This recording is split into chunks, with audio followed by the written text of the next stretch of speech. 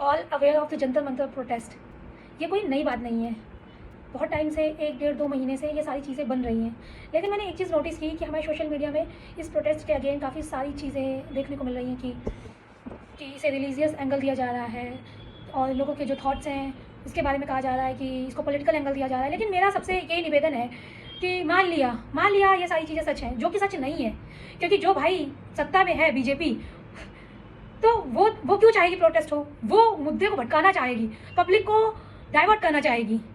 वो चाहेगी कि क्योंकि सबसे ज़्यादा जो पोटेंशियल होता है वो यूथ के अंदर होता है, ठीक है, और यूथ को डाइवर्ट करना बहुत ईजी होता है, इसलिए वो इसको अलग अलग एंगल दे के चीज़ें बदलना चाहती है। लेकिन यूथ इतना बेवकूफ़ भी नहीं है, वो चीज़ें समझ रहा है, वो आपकी पॉलिटिक्स भी समझ रहा है।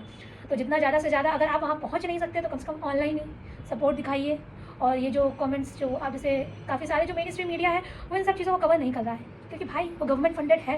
अब जब गवर्नमेंट फंडेड है तो वो क्यों दिखाएगा इन सब चीज़ों को? ये सारी चीज़ें सिर्फ जो लोकल चैनल्स हैं, जो यूट्यूबर्स हैं, वो इन सारी चीज़ों को कवर करें। तो उनके एफर्ट्स को आप वैल्यू करिए, उन चीज़ों को आप सपोर्ट करिए। आप वहाँ पहुँच नहीं सकते, जैसे ऑनलाइन है किसी माध्यम से भी आप सपोर्ट करिए ज़्यादा से ज़्यादा, ताकि उनको जो वहाँ हैं उनको ऐसा फील ना हो कि वो अकेले नहीं हैं। क्योंकि जैसे आप हैं, मान लीजिए आप ज़्यादा एज ग्रुप के हैं, 50-60 साल है, आपकी 40 में है, भाई आपकी आने वाली जनरेशन उसमें इन्वॉल्व होगी।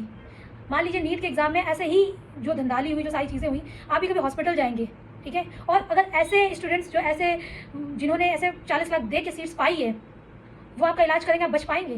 तो आज का नहीं, आप आज से फ्यूचर का देखिए। और जब खुद पे आती है ना, तब इंसान को बहुत लगता है। जैसे इंडिया की एक बहुत ज़्यादा प्रॉब्लम है कि जब आग अपने घर तक ना लग जाए ना, तब तक उनको पूरे जहां में आग दिखाई नहीं देती। समस्या अपने घर में होती है, तभी समझ में आता है कि दुनिया जहान में समस्या है।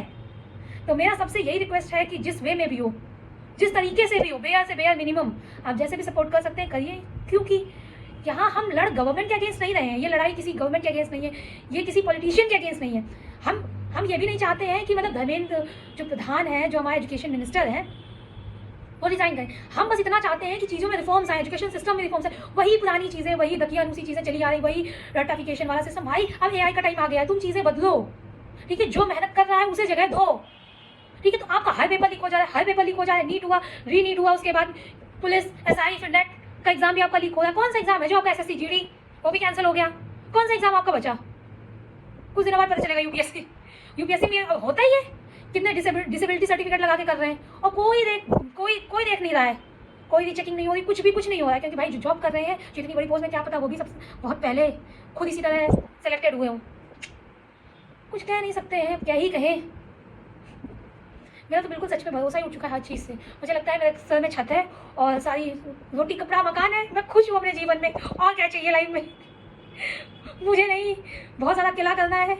हो गया तो ठीक है, नहीं हुआ तो और भी ठीक है। मैं यहाँ जीने आई हूँ, डिप्रेशन से मरने नहीं आई हूँ।